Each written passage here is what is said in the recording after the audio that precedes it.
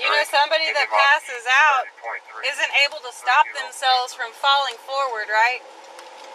Fun fact. Let's go. Darren.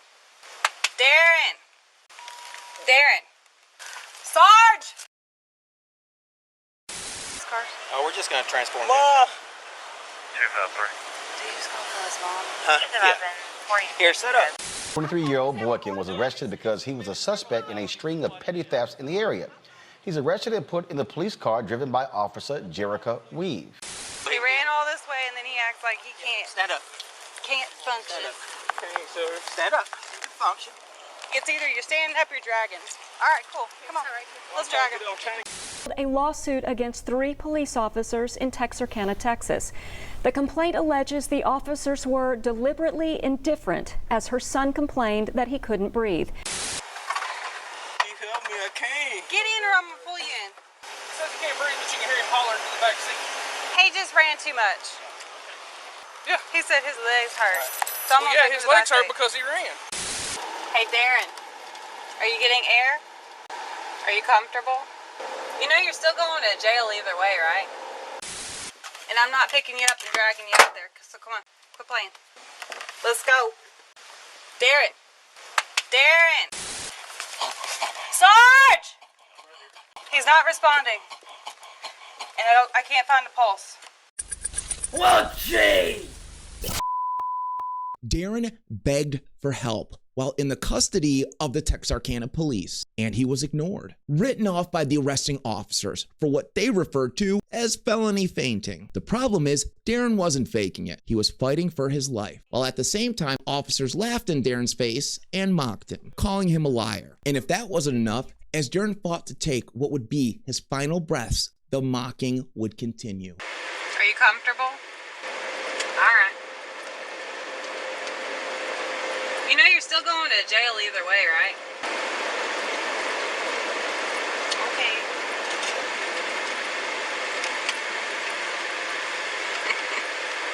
But Officer Weaver's attitude would quickly change after she arrived to the jail and found Darren slumped over in the backseat of her patrol car after his heart stopped beating. Yeah, he wasn't faking it. Now, of course, there is a lot more to the story. So, to better understand what's happening, why don't we go back to the beginning?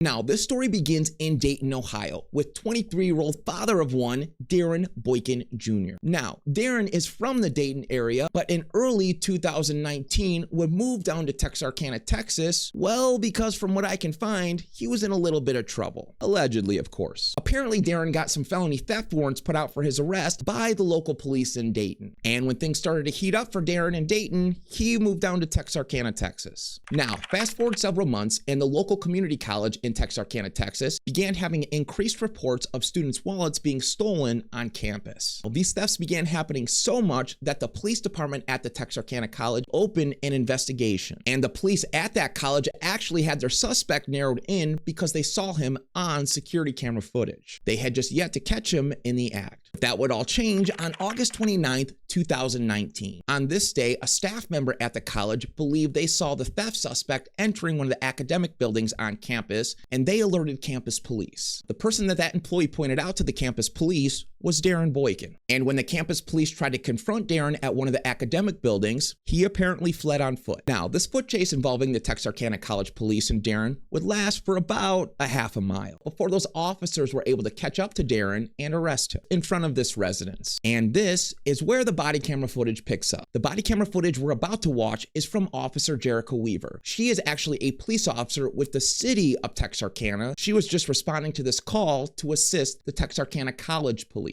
Let's watch. I'm sorry. I'll turn over, please. Yeah, you can turn over. It's easier if you sit up to breathe. I can't sit up. Do you guys need me to transport him back over to your guys' police cars? Oh, we're just going to transport him. 253. Do you just call for his mom? Huh? Yeah. Here, set up. What's his name? Jason Williams. 4592. Out the back. Thank you, Brandon. You ran the whole way? From the nursing building. Yeah, got your steps in, that's for sure. She's tough. Can you please knuckle my mom door right there? Oh, this is your house? Behind me. Huh? Behind me, the brick house. No. You're going to be getting a phone call at some point downtown. Jason, you can do that then. Oh, if your family, listen to me, if your family wants to come out here and pitch a fit, What are you saying date of birth is? What's your date of birth? 8592. 8592. I gotta lay down. I can't. Let's go He ahead. ran all this way and then he acts like he can't. Stand up. Can't function. Stand up. Can't, sir. Stand up. You can function. It's either you're standing up or you're dragging. All right, cool. Come on. Let's drag him. I'm trying to get up. Come on. Let me get my hands up.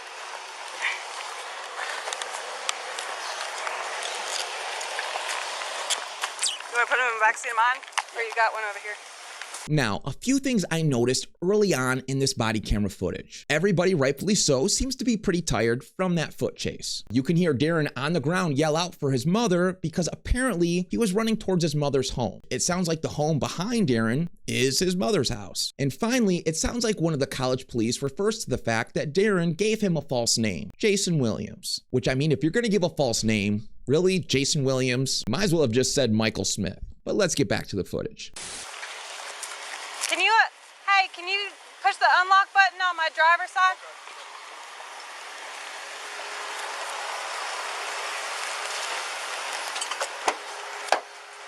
You can get in by yourself? Let's try. Okay. Hold on.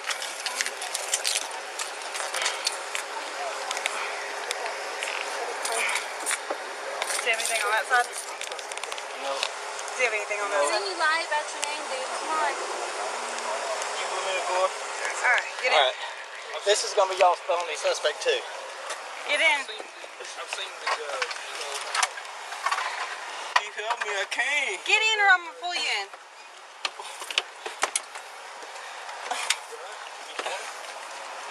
I'm about to go off. So you good?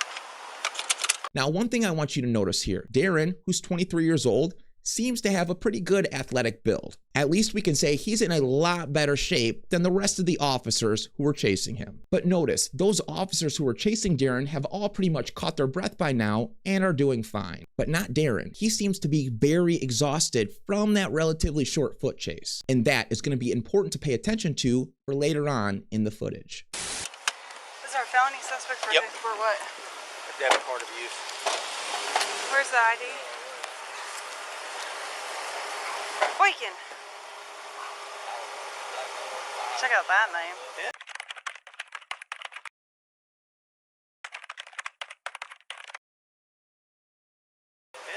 What do you guys got him for? 263. Theft, and now we're also gonna have an aggravated assault on a police officer. Let me run him. No, I'm good.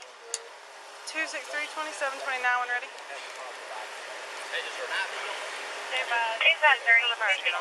Are you on phone with info right now? You what? Are you on phone with Yeah, info? I'm on the phone with him right now. She says she's tuned to expire. Ew!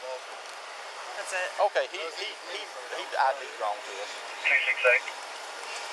Darren, D-A-R-R-E-N, last name is Boykin. Go ahead. I'll be out at 4101 Elizabeth Street. Go ahead. She's making a decision. We have the 10 unit.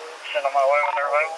You get 1213 22. of 95. TC Police is on the phone with Children somebody pool, Ohio. he's running it with. Copy anything that you said other than 22 because I'm talking to someone else. TC Police is talking to somebody on the phone running his name. Guess where you're going here?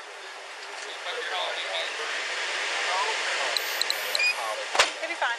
You can hear Darren telling the officers that he can't breathe. He still hasn't caught his breath from that chase. And again, this is at least 5 minutes after that chase, so you would think Darren would have caught his breath by now. Got the air going. Clean up. Breathe long enough to get over here and run. There's on back here in the back. You can't call I can't breathe after you ran forever and then you have felonies. Supposed to be a felony warrants. Apparently, that's what they're saying. Can you feel the air? No. Let me turn the vent. Move your hand. Look.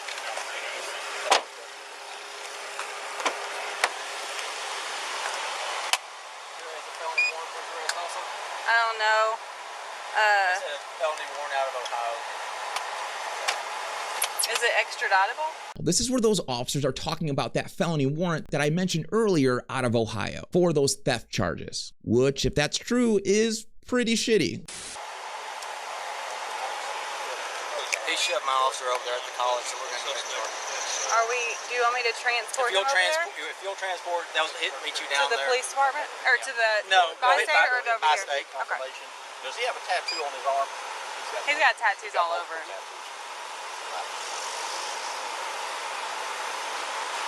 Yeah, we'll meet you down there and book him in and go with the rest. Yeah, because if he's got warrants out of our agency, I mean, they'll end up. No, it's not out of y'all. It's out of Ohio. Oh. Hey.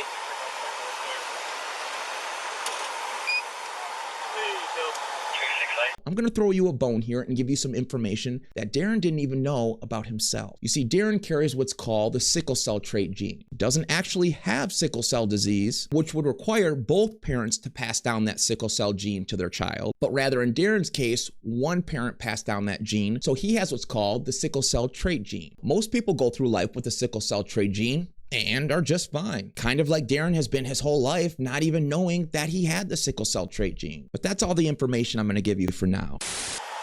I'm going to help you get your way down to the jail. Thank you, help me back here. Go ahead. What are you helping you with? Hey, come around the back when you get here. What did you do to your leg? I need distraction, please. You need what? I need a full distraction. It's probably a cramp. I can't move. Darren, how long you been here? 6 months. Yeah, 10 more of us. About 6 months? Sir, doing all right? Okay. Doing well. I think he's one of our theft suspects in one of the emails. He is. He's the one that's been stealing stuff from the college, but also using debit cards at Walmarts and other places like that. Yeah. He used a debit card right over here at this little thrift shop. Yeah. Not Kim's, but the other We one. just got a picture of it. Yeah. He said his legs hurt. So I'm Well, gonna yeah, take him his to the legs hurt by-state. because he ran. You can hear Darren in the back of that cop car complaining that his leg hurts, and those officers are writing it off to that foot chase. But that is not why Darren is having the extreme leg pain. Darren is experiencing what's called exertional rhabdomyolysis, which is muscle breakdown, and it causes extreme leg pain. And this can happen to people that have that sickle cell trait gene who experience extreme physical conditions, like running from the police on a hot day in Texas. I'm gonna take him to by-state. Hey, here's Sarge right here. Yeah, just ran him down. Yeah. Why? Well, he just showing up. I told him that we were going to transport and they were going to book him. Yeah, we're just transporting. We'll book.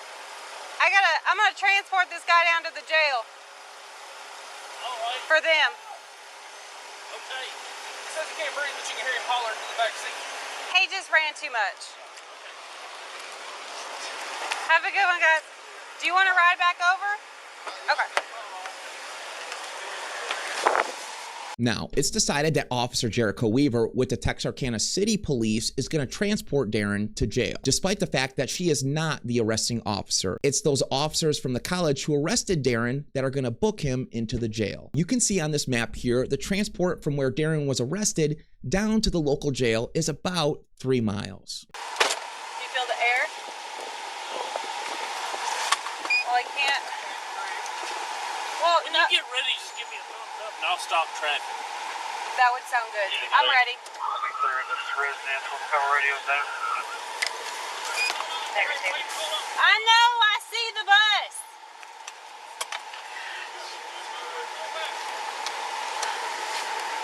Huh? I saw the big yellow thing. I don't want you to keep backing up because the last thing I'm going to do is sleep.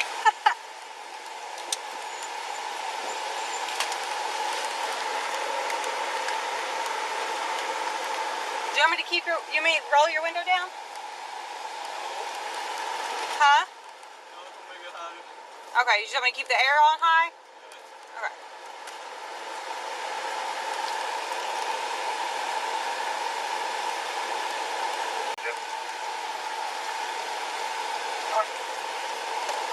Hey, who's working the cases on all of the debit card abuses?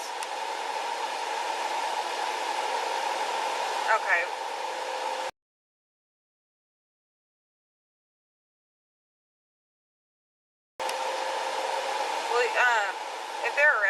tell them I'm about to bring the suspect up there to the jail for TC College. If they want to come up there and talk to him, I guess. I'm transporting for TC. He ran from them after stealing some stuff from some people and assaulted a peace officer. Are you advised to transport from the TC College? I guess they caught hers. I don't know. Somebody, Hobbs was talking about how it was a bunch of... Hold on 1 second. 263, I'm 95 X-ray, sorry.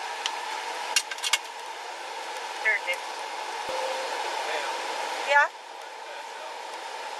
You do what? You're about to? Now, you can hear Darren in the body camera footage tell Officer Weaver that he feels like he's gonna pass out. And at some point, this should become concerning to Officer Weaver due to the fact that by now, Darren should definitely have caught his breath back and shouldn't be this exhausted. But from watching that body camera footage, it also appears that Officer Weaver thinks that Darren's faking it because he doesn't want to go to jail. You'll be okay, just lean against the glass.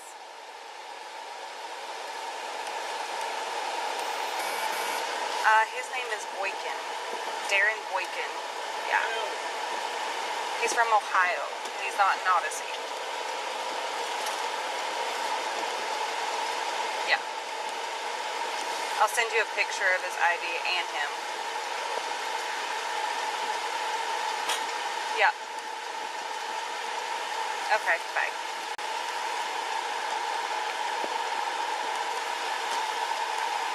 They'll get you some water up there at the jail. Okay?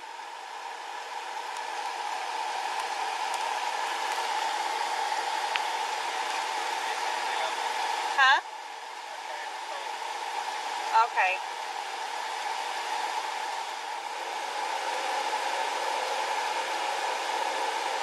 Where are you staying now? Where are you living now? What's your address? Alright. You know you're still going to jail either way, right?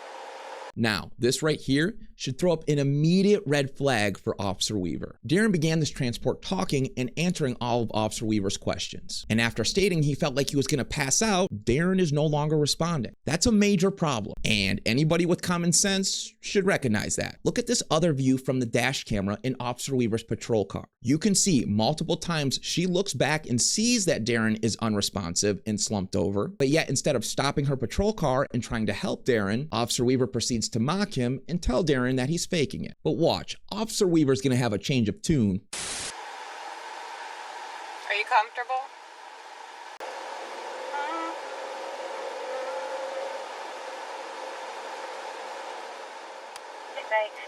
Are you getting air back there? Good. Hey Darren, are you getting air? We're 23. You know, somebody that passes out isn't able to stop themselves from falling forward, right? Fun fact.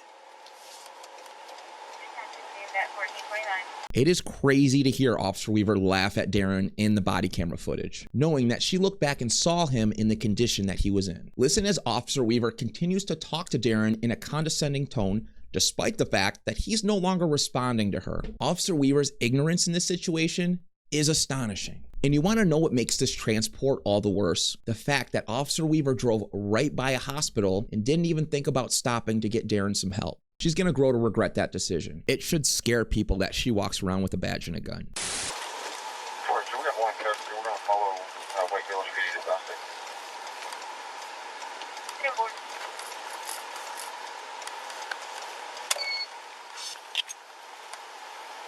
All right, we're here.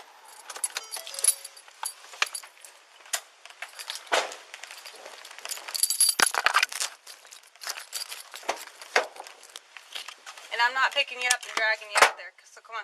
Officer Weaver has just arrived to the Bi-State Justice Building, which houses the local jail. And remember, Officer Weaver is supposed to be meeting those Texarkana College Police at this jail so they can have Darren booked. But Darren never makes it inside. Quit playing. Let's go. Let's go. Darren.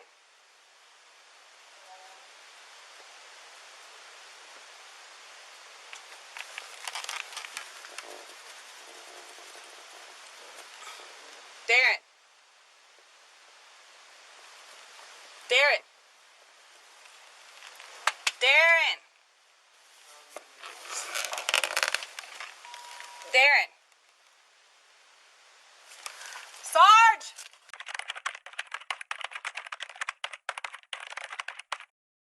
Now, once at the jail and Officer Weaver parks a patrol car and comes around to the side, she notices that Darren is in fact not faking it. After giving Darren multiple sternal rubs and checking his pulse, Officer Weaver realizes that Darren's heart is no longer beating. So she proceeds to pull Darren out of the patrol car and begin CPR, which was actually the right thing to do in this scenario.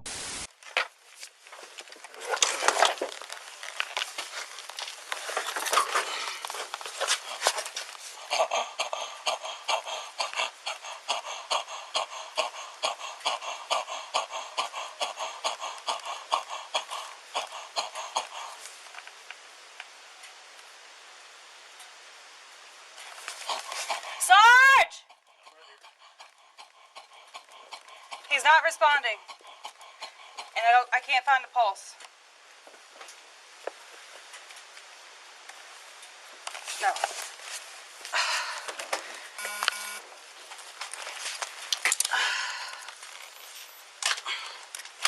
Can you get this off while I continue? 263, we need like that. 602. Call for the jail nurse also.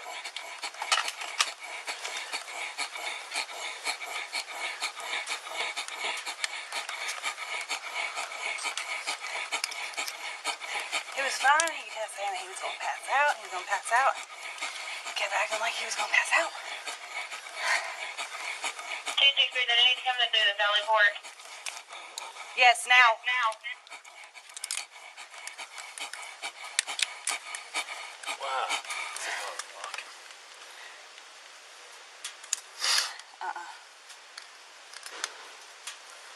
6-3, what's the nature? There's no response. Well, let me take over while you get this on. Right here. Unresponsive. 44, I'm out with you are in progress. Get somebody on the Sallyport door. What is he in jail? County Fire. TC had him in custody. I'm just transporting. Go ahead and roll fire down there. Now, I will admit the CPR from the police is, well, not that great. And the reason for that is A, they continuously hold CPR for no good reason, and B, their chest compression rate in Dept isn't good. The only time you hold CPR is when an AED arrives or you're transitioning to another person on chest compressions. And also, the rate of the chest compressions should be 100 a minute, and on an adult, at least pushing 2 inches down into the chest, allowing that full recoil to allow the heart to fill back up with blood before you push it back down again in an attempt to perfuse the vital organs. I can tell you in the numerous times I've done CPR, you're gonna sometimes feel the ribs crack when pushing down when doing good CPR.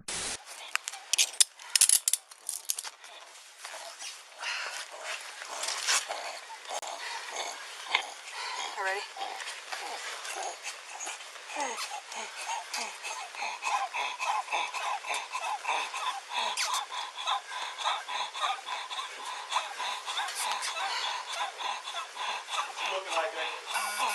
Not good. Wait. Hold for a second. Let's see if he's got a pulse. Now, I will note here, Officer Weaver performs a head tilt chin lift, and this is to open Darren's airway. Again, the correct thing to do in this scenario. This displaces the tongue off the airway and allows air to get in and out.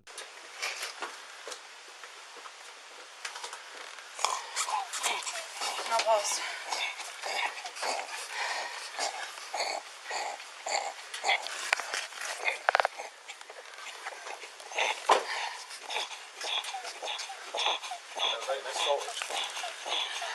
You don't have one of those CPR masks, do you?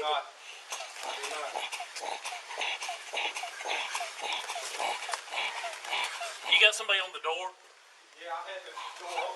Sarge, his pupils aren't responding. Now, the pupils not responding means that there is a severe neurological issue or an underlying brain injury. And if it's not corrected quickly, can usually mean life-threatening. It's not good. Can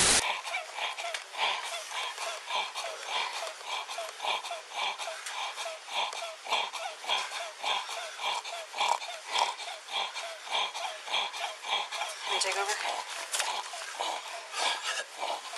I'm good. Let me get to where I can't, and then I'll Okay. give it to you.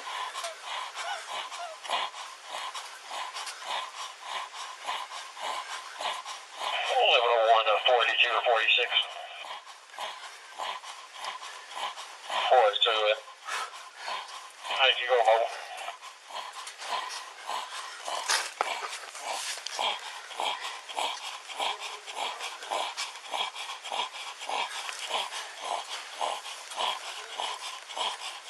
Over here!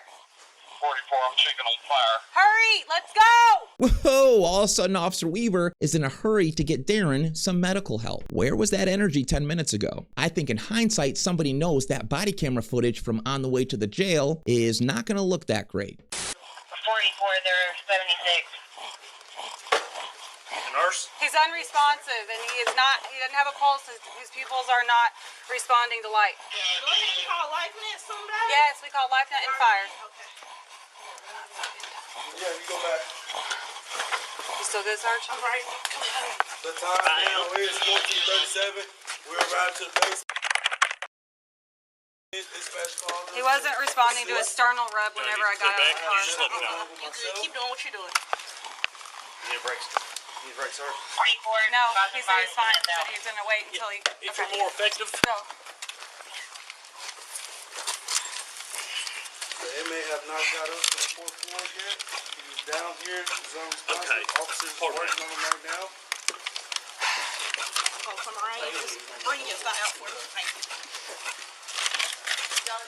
Jerrika, can you take my glasses from me? If you would, grab that vital check right here. Grab that pulse oximeter there. Throw it to me.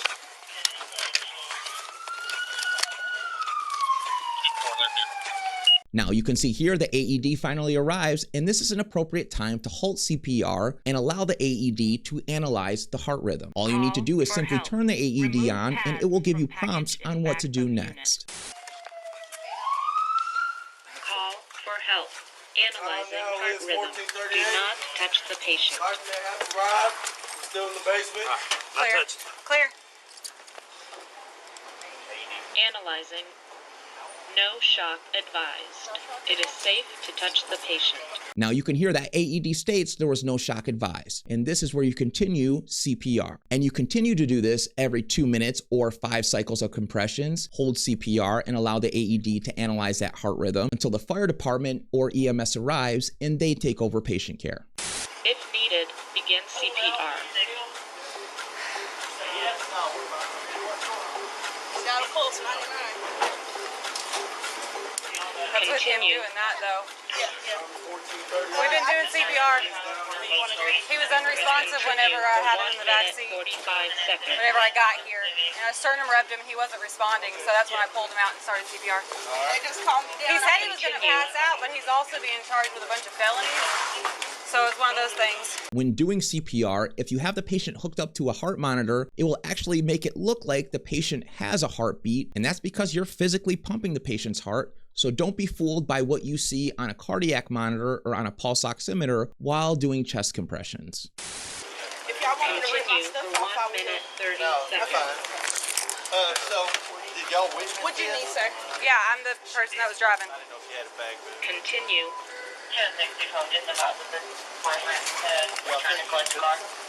Continue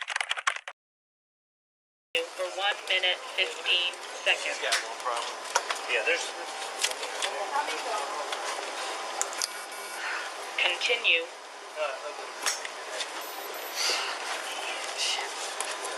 Continue for 1 minute. Go ahead. Are you ready? Yeah, I'm good. Watch out, LifeNet. Continue. Jerrika, will you tell Central I'm out here? Sure. 263-266 is out here. Continue for 45 seconds. Stretcher? sir. Behind you. Hold on. Continue. 2630 to left, 2630. All right. Okay. What? I was just going to move this. Oh, I was gonna say go hold on, but then I realized you're in front of me. Now you can see here the local fire department and EMS arrives on scene and takes over CPR. Now, if it were me and I was the paramedic arriving on scene, I would immediately get Darren onto a backboard, onto my stretcher, and then into the back of the ambulance where all my supplies are and it's better lit. And this is where I'm gonna be able to do things like intubate Darren, which is putting a breathing tube down his throat, get him on my cardiac monitor so I can actually see what the underlying heart rhythm is, and either start an IV or an intraosseous line so I can push some cardiac medications. And this will be done all while CPR continues. Each EMT and paramedic has a task on scene, and it works like a well-oiled machine. Somebody focuses on the airway, somebody focuses on chest compressions, and another person focuses on getting the line and pushing the medication. But again, that is in a perfect world scenario where you have more than enough help. For TC. But you know how like people run for assault? Assault on a peace officer, evading arrest. Also, they had it was aggravated assault on a peace officer. That's what I said. Evading arrest. He lied about his identity. And what else? Theft. Because he's also a theft suspect for a bunch of debit cards that's been missing, and that's been being used. And so you know how he's got the felony faint in the back seat. Oh, I'm gonna pass out. He was fine.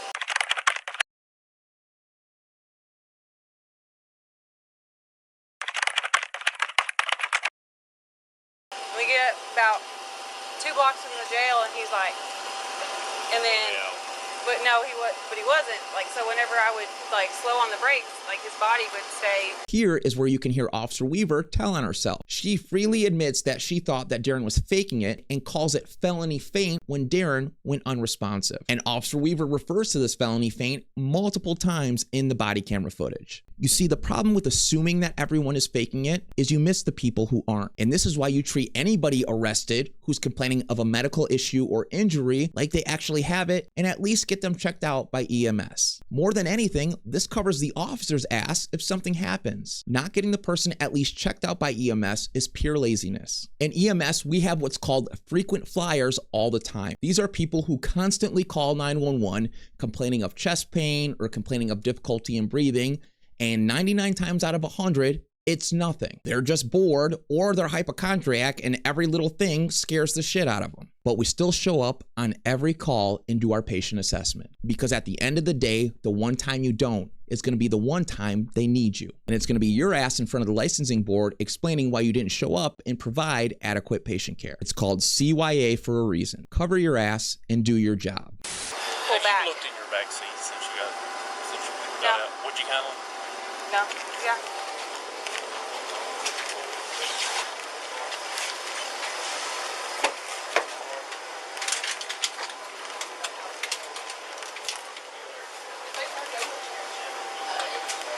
It's good.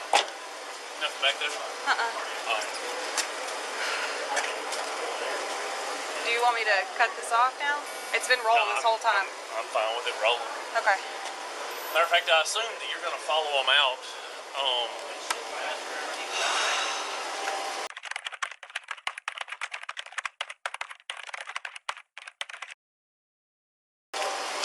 I should probably go to the 3rd floor and start inform folks. Talking people. Yeah. Where does Half go? All of them, I'll give them to you.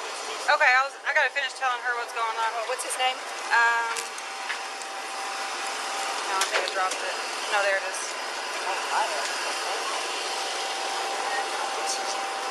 Boykin.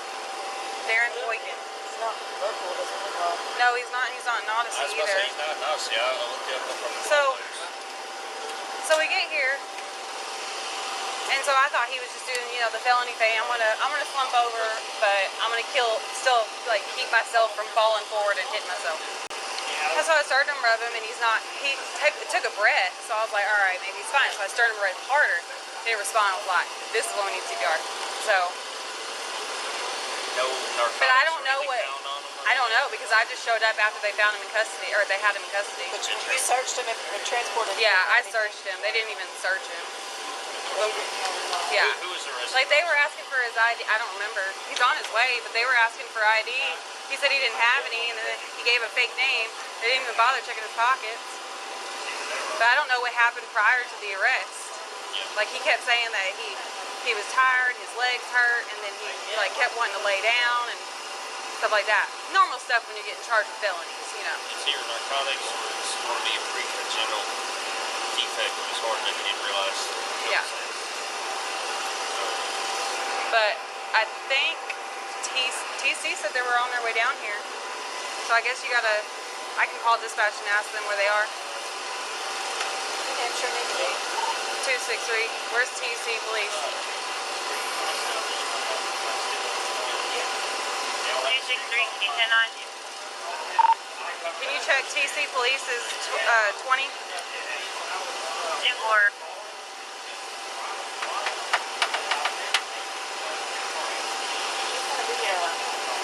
How old is he? 95? 23?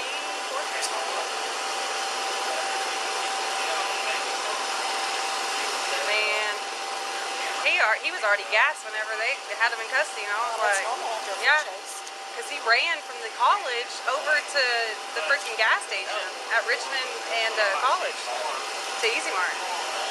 He ran from like the nursing building to there. And then they had him in custody, but they had two people on top of him. Oh, Richmond, you said? Yeah, the Richmond and College Easy Mart. 263, just advising DC is leaving the college now.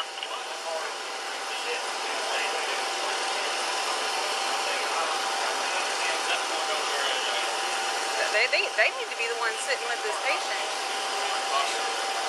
I'm gonna call Sarge real quick.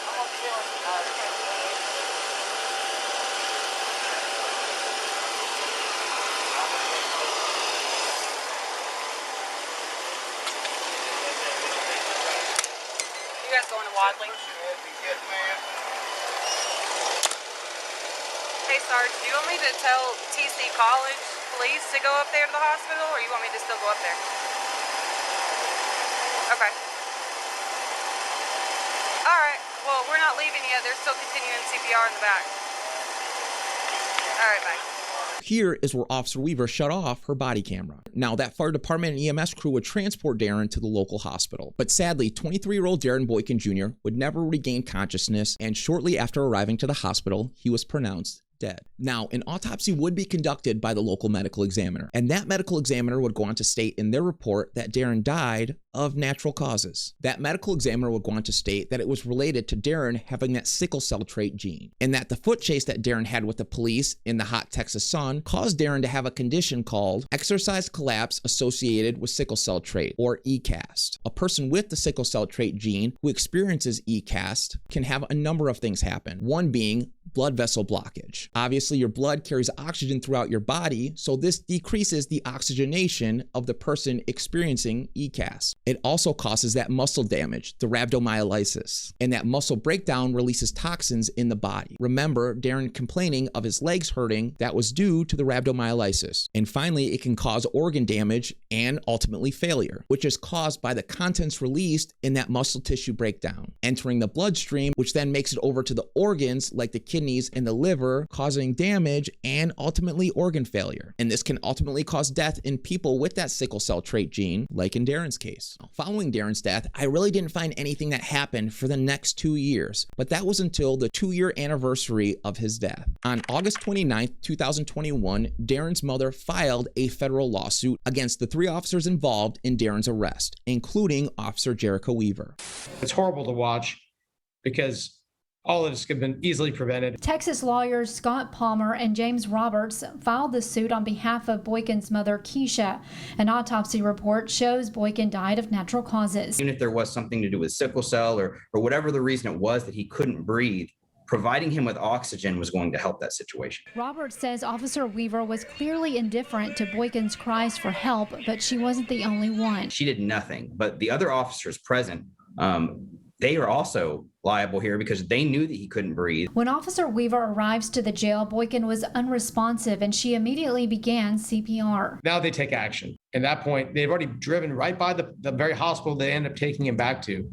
and it's too late at this point. Now, a couple days later, after that lawsuit was filed on September 2nd, 2021, the family's lawyer would release the body camera footage from Darren's arrest to the public. And over the next year, Darren's father and the mother of his child would also be added as plaintiffs to that lawsuit. Now, sadly, in January of 2022, Darren's mother, Keisha Boykin, died. And that's when the mother of Darren's child, Paris Thorpe, was substituted as a plaintiff to that federal lawsuit. Fast forward to June 18th, 2024, and a U.S. magistrate judge would issue a recommendation in the federal lawsuit, recommending that the lawsuit be dismissed against the 3 officers. However, the plaintiffs in this case, Darren Boykin's family members, did file an objection to this recommendation. Now, fast forward to present day, December 2025, and that lawsuit is still ongoing. The federal judge overseeing the case will review that magistrate's recommendation and the plaintiff's objection to that recommendation before making his final ruling whether to allow this case to go to trial or be dismissed. As far as I can find, all 3 of those officers are still employed in their positions and have faced no repercussions from this incident. Make sure to check out the community post for this video for any updates in this case. Now, if you made it all the way to the end,